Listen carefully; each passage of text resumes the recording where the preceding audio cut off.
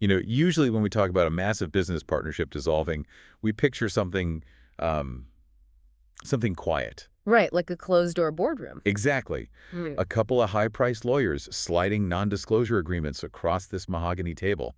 And maybe, a polite, highly sanitized joint press release talking about moving in different directions. The traditional corporate uncoupling. It's sterile, it's controlled, and, well, it is intentionally boring. But when you look at what happens when two massive digital media empires collide, that quiet boardroom just completely evaporates. You get a public demolition. Oh, yeah, it gets messy. It's messy, it's loud, and the fallout is broadcast in real time to an audience of millions analyzing every single micro-expression. So today, our mission for you is untangling this explosive, highly public digital media feud between two absolute titans of the creator economy. We're talking about Alix Cooper and Earle. It's just a fascinating web to untangle because it operates on two completely different levels. On the surface, you have the performative internet drama, but underneath, there is a very real, high-stakes battle over the future of creator monetization. And to figure out how a multi-million-dollar, seemingly perfect partnership turned into an all-out online war, we are diving deep into a massive stack of sources today. Yeah, we've got quite the pile. We really do. We've pulled timeline breakdowns from Us Weekly. We have sociological analyses of the Unwell network's corporate structure, incredibly detailed Reddit deep dives piecing together deleted comments, and of course the actual raw TikTok receipts from the April 2026 explosion. Now, the internet has thoroughly divided itself into camps here, but our goal today is to step back and just look at the underlying business mechanics objectively. Right, we're not picking sides. Exactly. We're not endorsing any behavior. If you look closely at the timelines and the contracts, this falling out wasn't just a clash of personalities. It was almost structurally inevitable. Real quick, though, before we really get into that structure, if you are watching this deep dive on YouTube right now, take a second to hit that like button and subscribe to the channel. And drop a comment below answering this question. Who do you think holds the power in today's creator economy? Is it the massive networks or the individual influencers? I'm really curious to see what people think about that. Same. So let's actually look at that structure. Back in August 2023, Alix Cooper launches the Unwell network. She already commands this absolute juggernaut of an empire, and her stated goal with Unwell is to capture the Gen Z market. Right. So she signs TikTok megastar Alix Earle as her inaugural talent. Earle launches her podcast, Hot Mess, the very next month in September. And out of the gate, the synergy appeared flawless. I mean, Hot Mess launches and immediately dethrones Joe Rogan on the Spotify chart. She's huge. Massive. And Cooper is doing this massive press tour, publicly praising Earle as a beast with an unmatched work ethic. It really looked like the ultimate proof of concept for the Unwell network. Right, and they rode that momentum all the way to a staggering $125 million distribution deal with SiriusXM a year later. That is life-changing money. Yeah, and that deal puts all the Unwell talent, including Alix Earle, under a massive corporate umbrella. But sources show that behind the scenes, the foundation was actually already cracking. Yeah, things were souring. Earle's father, T.J. Earle, stepped in to evaluate the partnership and reportedly concluded it was not a smart business move. He actually advised his daughter to seek independent brand deals instead. And this is where we have to really look at the mechanics of modern creator contracts. The tension reportedly centered around a lopsided contract. Lopsided how? Well, in the traditional entertainment model, a network takes a significant percentage of a creator's revenue in exchange for, funding, production, and ad sales infrastructure. But when a creator like Earle already has millions of highly engaged followers, The value proposition changes. exactly. The value of that traditional network split becomes highly questionable. What is the network actually providing that the creator couldn't just secure themselves? Right. And that friction compounded when the actual metrics started coming in. The initial launch hype faded, and SiriusXM eventually stopped selling ads for Hot Mess. That's a huge red flag in the industry. For sure. And the prevailing theory from our sources is that Earle's massive short-form video audience simply didn't translate to long-form audio listeners. Plus, there were reports that Earle felt Cooper had this mean girl energy, treating her as an employee she owned and exploiting her to promote other Unwell talent. And regarding the metrics, that failure of conversion is the silent killer of the influencer to podcaster pipeline. Explain that a bit more. Well, the skills required to hold someone's attention for 15 seconds while applying lip gloss are entirely distinct from the skills required to carry a solo, hour-long audio narrative. Short-form video is algorithmic. It serves the content to a passive viewer. You scroll and it's there. Exactly. But a podcast requires the listener to actively seek out the content, download it, and commit sustained attention. I have to push back on the idea that Earle somehow failed here, though. Right. Let's use an analogy. Asking a TikTok audience to suddenly convert to a podcast audience is like training a stadium full of sprinters and suddenly demanding they run a marathon. Oh, that's a great way to look at it. It's just a completely different sport. Short-form video gives you a quick visual dopamine hit. A 60-minute audio podcast requires an entirely different parasocial bond.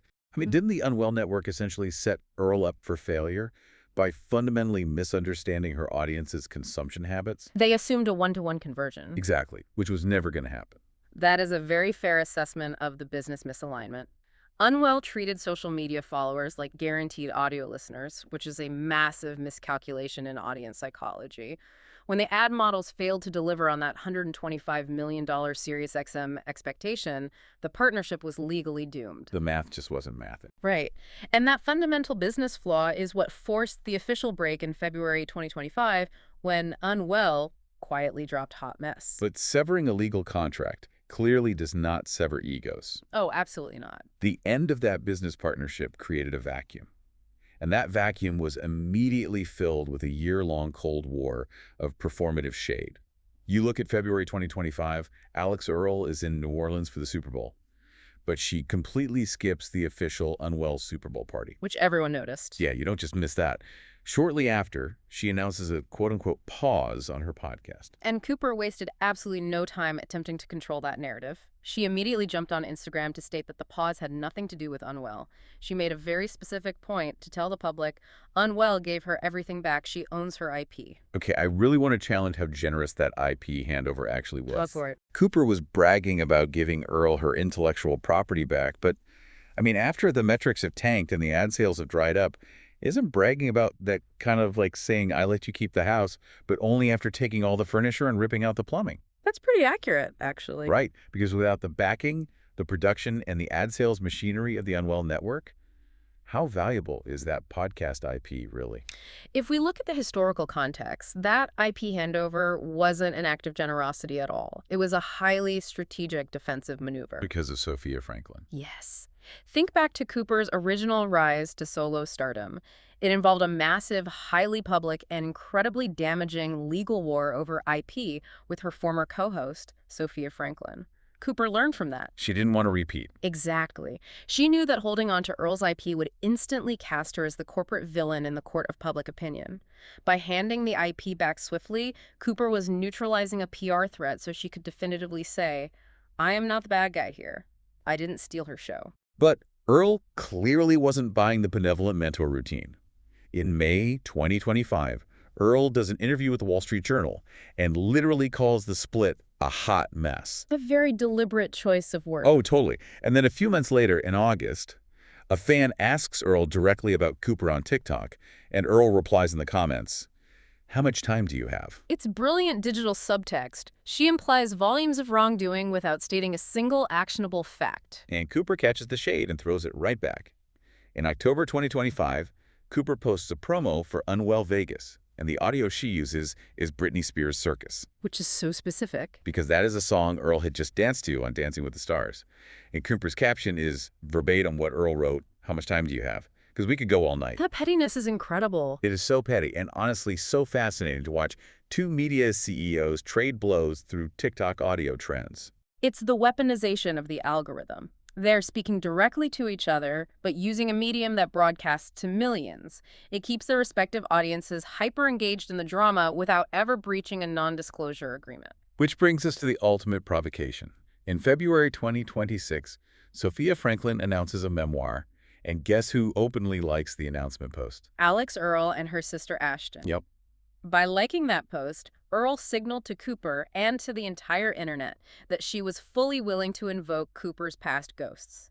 It escalated the conflict from subtle shade to direct historical warfare. Which brings us directly to the boiling point in April 2026, April 9th to be exact. The subtle hints vanish completely. Earle reposts a TikTok from a creator named The Brava Mom. And this video was brutal. It doesn't pull any punches at all. It labels Cooper an ambulance chaser and a grim reaper who profits off women's heartaches and screws over her business partners. You have to understand, a repost in the creator economy is a definitive cosign. It's moving from vague subtext to endorsing direct, character-attacking text. Earle didn't say the words herself, but she used her massive platform to amplify the accusation. Exactly. And Cooper finally snaps. On April 13th, 2026, Cooper drops a direct response video on TikTok. She calls out Earle by name. She had enough. Yeah, she demands Earle stop the passive-aggressive reposts and stop hiding behind other people. Cooper issues a very clear ultimatum. She says, "What's the beef? I know what happened, and so do you, so talk. Unless you actually have something to say, I'm out. This is over." It's a calculated attempt to force Earle's hand. Cooper is betting that Earle either doesn't have the contractual receipts to back up the shade or simply won't risk the legal and brand fallout of actually going on the record with specifics. It's a game of chicken. And Earle replies immediately in the comments. She literally just types, "Okay" on it. With 2 exclamation points. Yes. Naturally, the internet goes into a complete frenzy. We all expected a massive, highly produced 40-minute exposed video to drop within hours. We were waiting for the receipts. The anticipation was palpable. The entire creator economy essentially paused to watch this play out. But what did we actually get? The next day, April 14th, instead of a tell-all, Earle posts a video of her friends waking her up at Coachella to show her Cooper's call-out video. Just incredible timing. Right. Earle's just laughing, saying the video literally made my whole day. Then she posts a video of herself taking a pole dancing class to the song You Don't Own Me. She is actively taunting Cooper. Meanwhile, the internet vacuum is filling with rumors. Yeah, a TikToker named it Marcos Bits claims he has the inside scoop, that the fight is about a contract heavily favoring Unwell. Earle's sister jumps into his comments to say his sources are wrong, while Earle herself leaves a very cryptic comment. She says, "Doesn't mean it's true, you'll see." Notice what Earle is doing there. She's cultivating the mystery. It is incredibly frustrating for the audience, though. Earle's comment feels exactly like a movie trailer that keeps promising the biggest blockbuster of the summer, but constantly delays the release date. That's a perfect analogy. I mean, is Alix actually planning to drop receipts, or is she just stringing the internet along to farm engagement metrics? This touches on a fascinating sociological concept in modern digital behavior. It's known as performative transparency. Performative transparency. Yeah. So in the traditional PR world, a crisis demands a resolution. You hold a press conference, you state the facts, and you try to move on. But in the creator economy, the algorithm rewards the conflict loop. Oh, I see where you're going with this. The promise of the truth often generates significantly more engagement, more views, more comments, more sustained attention than the truth itself. Because the anticipation is what keeps people refreshing their feeds. Precisely. Once the truth is out, the story is over, the mystery is solved, and the audience scrolls away. But the anticipation, that is highly monetizable. By delaying the receipts and posting cryptic dancing videos, Earle is keeping her audience hooked. She dominates the news cycle without having to actually litigate a boring contract dispute in public. Exactly. She's monetizing the tension. Performative transparency. That explains so much of how the internet operates today. But when two massive titans clash and then just stall out in this performative holding pattern, nature abhors a vacuum. Somebody is going to step in. Right. Third parties inevitably rush the battlefield to claim the spotlight for themselves. And that is exactly how external figures from Barstool Sports hijacked the narrative. Yes. From mid-April onward, this conflict stopped being a private contract dispute between 2 podcasters. It escalated into a massive proxy referendum on Alix Cooper's character, driven entirely by legacy media figures. Let's look at Brianna LaPaglia. She's the host of Plan Brie and a prominent figure at Barstool Sports. On April 15th, Brianna publicly sides with Earle. She just jumps right in. Yeah, she claims she heard the real truth about the Unwell situation at the Super Bowl years ago. She goes on the record calling Cooper a very, very mean person who only cares about money, and she calls Cooper's Coachella call-out a literal mean girl final boss video. Right. And Cooper retaliates almost instantly by releasing old, friendly, direct messages between herself and Brianna. The clear goal there is to discredit Brianna, painting her as someone just jumping on a fake narrative and dogpile for clout. Cooper is trying to prove that Brianna has no actual stake in this fight, which is true. But the facts of the contract dispute no longer matter at this point. The narrative has completely shifted to character assassination. And then the founder of Barstool Sports himself, Dave Portnoy, jumps in. Of course he does. He reveals that he received a direct message, heavily implied to be from Brianna, saying that Alix is going to destroy Alix. And Portnoy uses this moment to casually drop a massive, seemingly unrelated detail. The fast food deal. Yes. He claims that Cooper previously told him she wouldn't do a Carl's Jr. ad, even if she had a gun to her head and $10 million. Now, a Carl's Jr. campaign is famously something Alix Earle later secured for the Super Bowl. The layers to this drama are just endless. And to add to the sheer absurdity of all this, the corporate Twitter account for Carl's Jr. officially wades into the drama. They put out a statement saying their beef with Alix is the juiciest. By April 19th and 20th, Brianna is literally threatening to break her loyalty and spill all of Earle's secrets if Earle doesn't speak up soon. You have fast food brands, legacy media executives, and rival podcasters all dogpiling onto a contract dispute they have absolutely no involvement in. I am honestly laughing at the sheer chaos of this.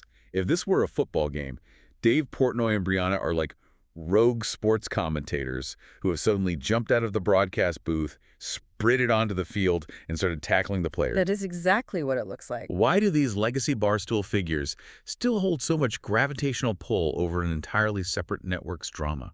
Because of the weaponization of the mean girl trope and the sheer power of historical grudges. Remember, Alix Cooper's professional origin story is permanently tied to her messy, highly publicized exit from Barstool Sports. Right, the whole call her daddy split.